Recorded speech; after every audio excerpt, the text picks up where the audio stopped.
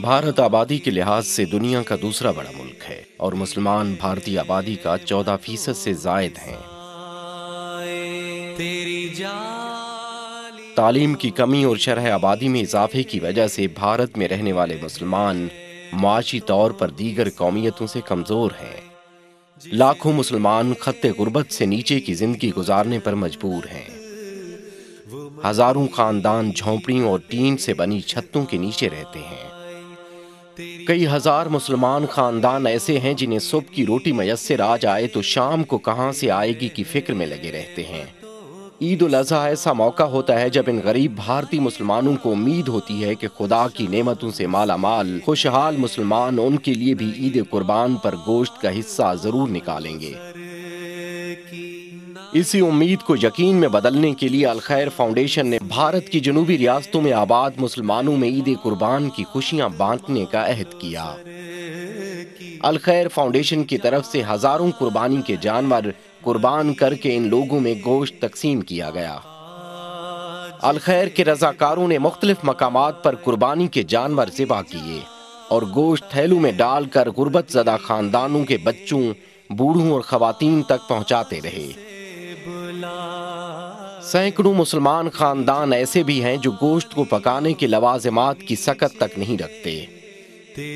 इन्हीं लोगों के लिए अल खैर फाउंडेशन के रज़ाकारों ने कुर्बानी के गोश्त को पकाया जो मजबूर खानदानों में तकसीम किया गया। अल खैर फाउंडेशन की तरफ से जनूबी भारत के मुसलमानों के लिए पका पकाया गोश्त मुख्तलिफ मकामात पर लोगों को बिठा कर खिलाया भी गया। कुर्बानी के गोश्त के थैले वसूल करते इन गरीब लोगों के बच्चों, बड़ों और खवातीन के चेहरों पर खुशी दीदनी थी। ये वो लोग हैं जिन्हें गोश्त सिर्फ इन्हीं त्योहारों पर ही मयस्सर आता है। अल खैर फाउंडेशन की तरफ से कुर्बानी का गोश्त मुसलमानों के मोहल्लों में घर घर जाकर बांटा गया। भारत में रहने वाले मुसलमानों की ईद कुर्बान पर गोश्त को मोतियों की तरह धागों की लड़ियों में पिरोकर धूप में सुखाकर महफूज करने की रिवायत भी बहुत पुरानी है और यही वो रिवायत है जो इन लोगों की माशी कमजोरी की भरपूर अक्कासी करती है। आम दिनों में जब इन गरीब लोगों को गोश्त मयस्सर नहीं आता तो ये लोग सुखाकर महफूज किए गए गोश्त को कभी कभार पकाकर लज्जत और गिज़ाई किल्लत पूरी करने की कोशिश करते हैं।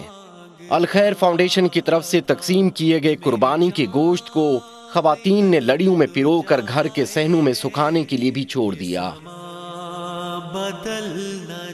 अल खैर फाउंडेशन जहां कुदरती आफात के शिकार इंसानों की मदद में हमेशा आगे आगे होती है, वहीं बरसों से गुर्बत की चक्की में पिसते भारतीय मुसलमान भी इसकी नजरों से ओझल नहीं है।